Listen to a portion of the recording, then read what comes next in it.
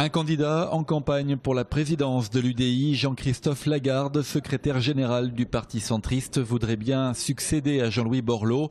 L'Hérault est donc un passage obligé pour le candidat Lagarde qui était déjà venu pendant la campagne des municipales. L'Hérault, c'est un département où on a tout à reconstruire, tout à conquérir.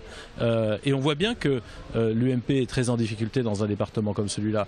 C'est à nous de savoir planter le drapeau. Depuis le départ de Jean-Louis Borloo, nous devons écrire une nouvelle page pour l'UDI.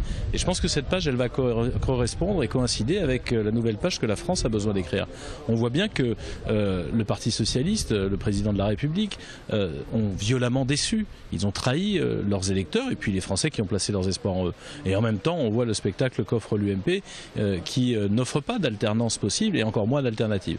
Et si je suis candidat à la présidence de l'UDI, c'est parce que je veux qu'on sorte le centre de la culture du milieu, de la synthèse, du mou. Mais la vie de l'UDI n'est pas un long fleuve tranquille. À Montpellier, Anne Brissot est élue d'opposition à la mairie après avoir fait campagne avec l'UMP.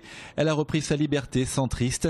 Mais pour le moment, dans son parti, elle soutient un duo pour succéder au président Borloo. Je dirais pas forcément succession, mais plutôt continuité.